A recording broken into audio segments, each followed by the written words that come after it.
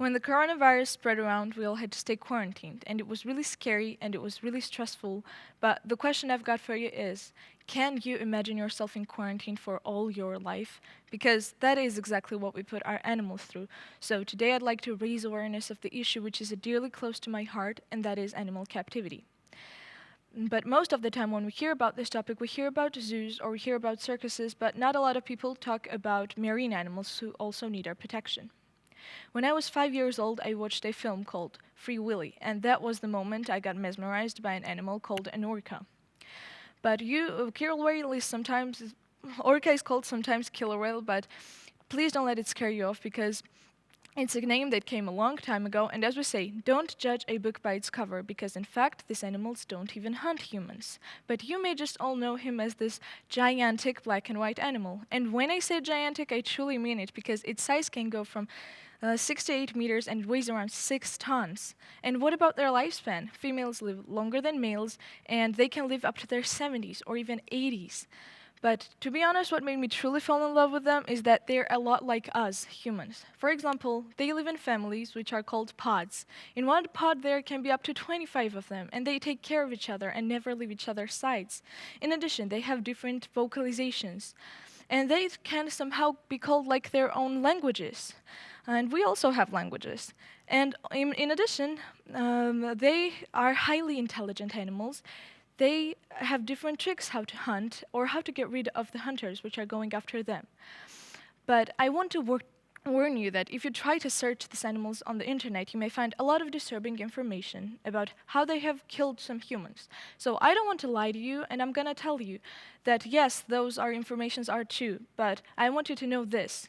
How come, till this day, there hasn't been one single record of an orca killing a human being in the wild, while there are multiple incidents regarding this topic while an orca was in captivity? So here comes the problem itself. All around the world there are the special places where marine animals are held captive. We humans, by force, take these animals out of their natural habitat, put them in tanks, and then we train them to put up a show and sell tickets. And all of this because we want to earn money. And the most popular marine entertainment park in USA is called the SeaWorld. SeaWorld holds different types of marine animals like seals, beluga whales, dolphins, and even orcas. But I want you to know this. Orca swims around 80 miles per day in the wild, which they can't possibly do in those tanks. And also they are acoustical animals. They live in different worlds. So for you to easily imagine it, it would be as if to put a human being in a box where it can't normally move around, and all the walls are the mirrors, and to live your whole life like that. Isn't that horrifying? And 166 orcas have died in captivity, and I am not including 30 miscarried or unborn calves.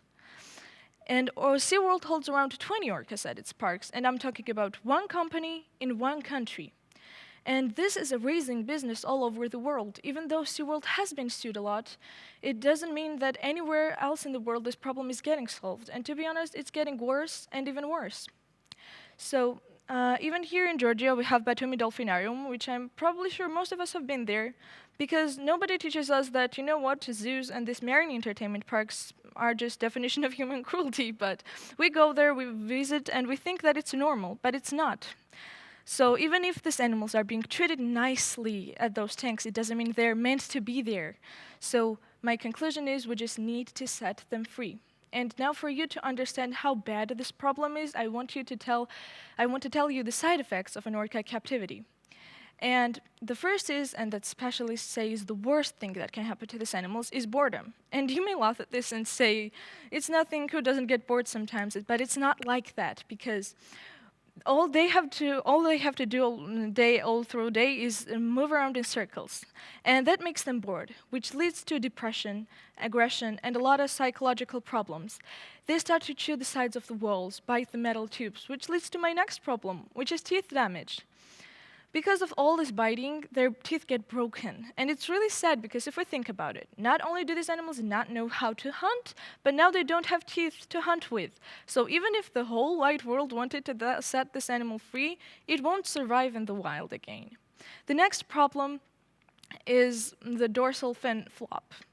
And the next problem is The lifespan shortage. Do you remember when I said that orcas in the wild can live up to their 70s and 80s? Well, in captivity, they can't do that. They live up to their 25 or 30 years.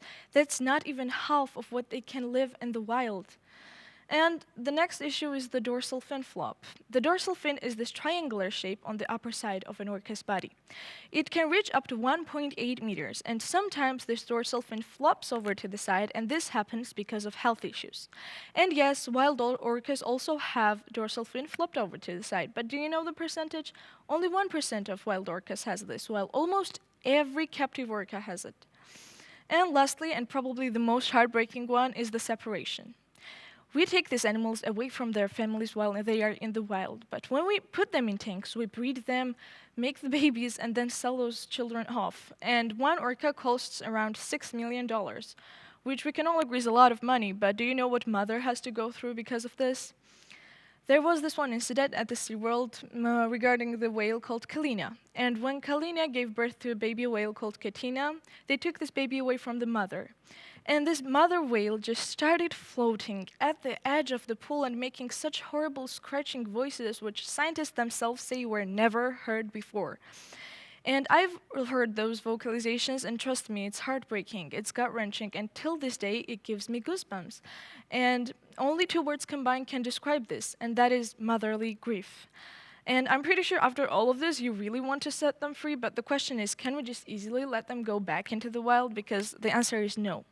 If you know even a little bit about the captivity topic, you know that the captive animals can't just go back into the wild. They don't know how to hunt. Some of them are not meant to lead a lonely life. They need their families. So what can we do? We can build sanctuaries. If you don't know what a sanctuary is this natural, gigantic territory for captive animals. There are a lot of active sanctuaries for captive elephants or captive tigers, but until this year there was no territory for captive whales. But fortunately, in 2020, in February, specialists chose Port Hilford in Nova Scotia as a sanctuary for whales. It will be 40 hectares of water space, and it will be 15 meters deep, which we can all agree is a lot larger than any tank around the world. And if you're interested in that, you can visit whalesanctuaryproject.org, and all of your questions will be answered there. One more easy thing you can do is just don't buy a ticket. As easy as that. If you ever come across this type of show, just pass through it. Don't buy a ticket, because if these people won't have visitors, they will have to set these animals free. And lastly, when I did my research and I found out how wrong it was that we humans are doing, I just wanted to help out, but I'm thinking, I'm not a scientist, I'm not a biologist, and I haven't even finished school yet, so I can't get into an organization with our other scientists and help out, but I'm standing in front of you and speaking up about it, which is one easy thing you also can do. Speaking up is a big step for you as well.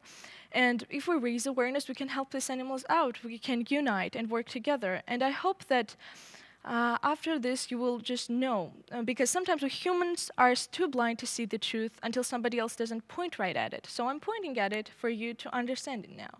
And I want to live in a future where adults raise their kids and tell them zoos, circuses, and marine entertainment parks are just definition of human cruelty, and watching these animals in cages and in tanks, it's just not normal. And I want to see this change, and I want to see it with all of you.